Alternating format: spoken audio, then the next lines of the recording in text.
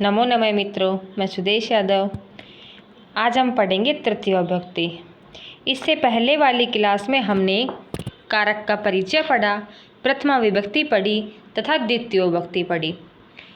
प्रथमा विभक्ति का सूत्र क्या होता है कि प्रातिपदिकार्थ लिंग परिमाणवचन मात्रे प्रथमा। और फिर हमने द्वितीय में क्या पढ़ा, कर्तुरी सिप्तम करम, कर्तुरी सिप्तमम करम, यानी कि कर्ता अपनी क्रिया के लिए जिसे सर्वाधिक चाहता है उसे कर्म कहते हैं। और फिर कर्मणि द्वितीय।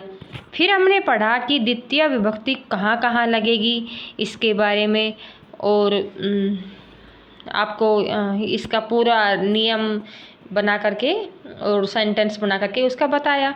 तो आपसे अगर एक रिक्वेस्ट करना चाहती हूँ, अगर आप चैनल पर नए हैं तो चैनल को ज़रूर सब्सक्राइब कर लेना, और अगर आपको वीडियो अच्छी लगती है तो वीडियो को लाइक करके ज़रूर जाना, और चैनल को सब्सक्राइब जिन्होंने नहीं किया है उन्हें सब्सक्राइब कर लेना, ताकि आगे आने वाली जो ये वीडियो हैं ये आपको कहीं ढूंढने नहीं पड़े, और आपको जो वीडियो डलेगी तब आपको नोटिफिकेशन इसका मिल जाएगा।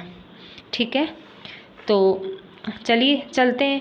और एक बात और है, आपका लाइक करने से आपका कुछ नहीं जाता है।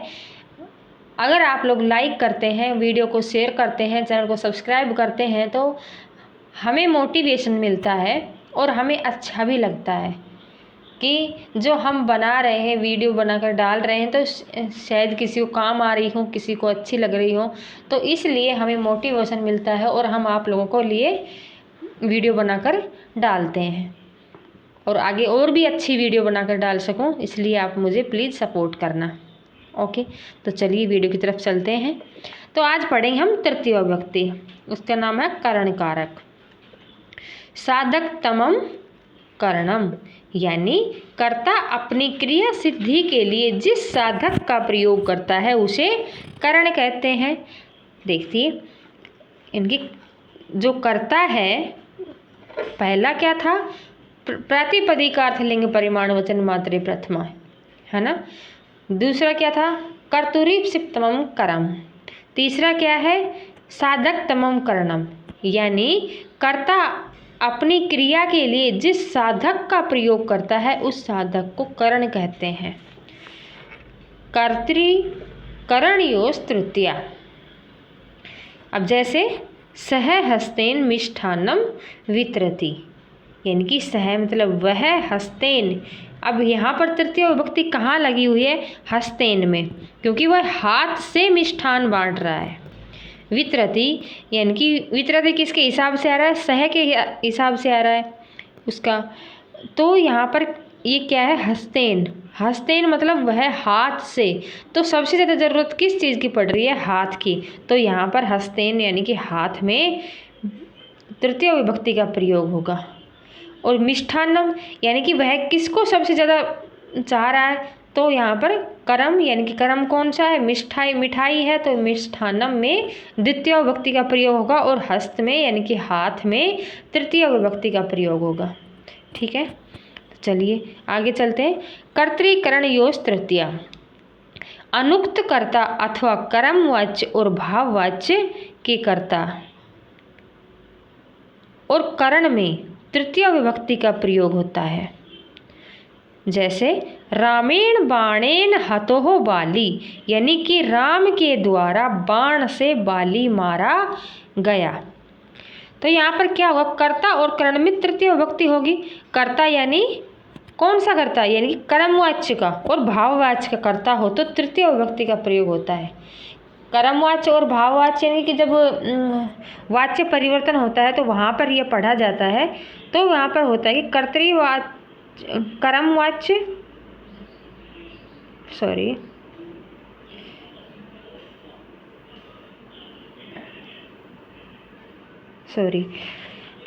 तो यहाँ पर होगा कर्मवाच्य और भाववाच्य का कर्ता होता है तो तृतीय विभक्ति, यानी कि करण में तृतीय विभक्ति का प्रयोग होता है।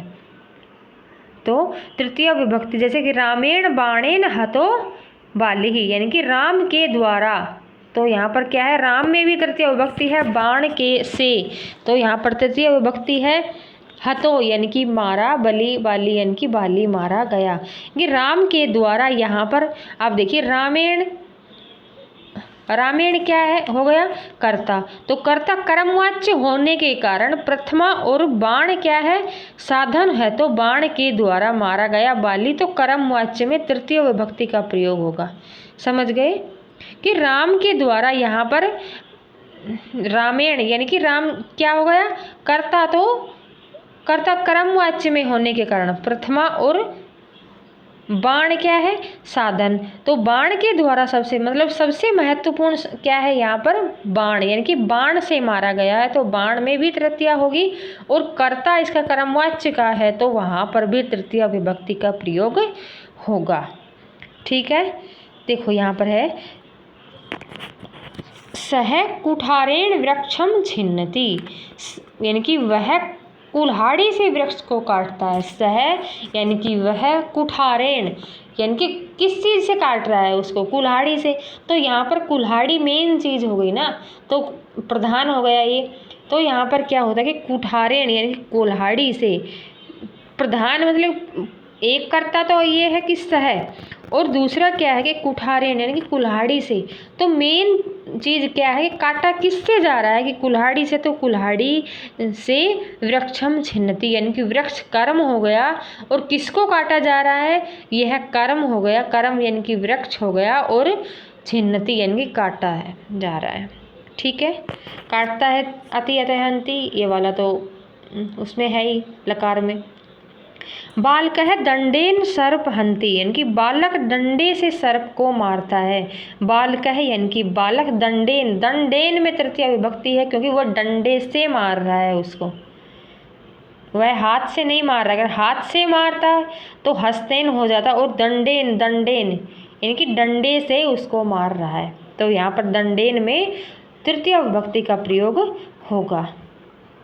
ठीक है, इसी प्रकार से और भी उदाहरण है, जैसे सीता लेखनी से पत्र लिखती है, यानी कि सीता लेखन्या पत्र लिखती, तो मेन चीज़ क्या हमें याद रखना है कि हमें जिस मतलब जो चीज़ सबसे ज़्यादा काम में ली जा रही हो उसी में तृतीया विभक्ति का प्रयोग करना है। तो यहाँ पर जो सीता है वह किससे पत्र लिख रही है, लेखनी से, तो होगा लेखन्या पत्रम लिखती। ठीक है, यहाँ लेखन्या साधन है और साधन में तृतीय विभक्ति का प्रयोग होता है। देखिए किसी भी कार्य की सिद्धि में कुछ चीज़ें साधक हैं तो कुछ साधक तमम है। जो चीज़ें साधक तमम है उन्हीं में ही करण यानी कि कारक होगा, और जो करण कारक होगा उसी में तृतीय विभक्ति का प्रयोग होगा, यानी कि जो सबसे अधिक उपयोगी होगा उसी में तृतीय विभक्ति का प्रयोग होगा। तो यहाँ पर जैसे सबसे अधिक उपयुक्त कौन है, दंडेन यानी कि दंड, डंडे से उसको मारना है, कुल्हाड़ी है, कुल्हाड़ी से वृक्ष को काट रहा है, तो इस प्रकार से जो सबसे अधिक उपयोगी होगा उसी में तृतीय विभक्ति का प्रयोग होगा।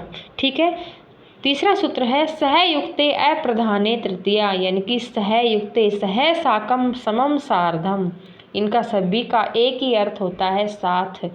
शब्दों के योग में अप्रधान तृतीया विभक्ति का प्रयोग होता है, जैसे पुत्रेण सह आगत है पिता, पुत्रेण सह यानी कि पुता, पुत्रेण पुत्र के सह साथ, पिता आगत है यानी कि पिता आया। ठीक है, राम के साथ सीता पढ़ती है, रामेण सह सीता पाठम पठती, रामेण सह यहाँ पर किसके साथ सीता पढ़ रही है, राम के साथ, तो क्या आएगा रामेण सह सीता पाठम पठती। समझ गए, तो मेन चीज़ ही इसमें एक चीज़ है कि जो सबसे ज़्यादा उपयोगी है उसी में तृतीया विभक्ति का प्रयोग होता है। समझ गए, तो आगे देखते हैं।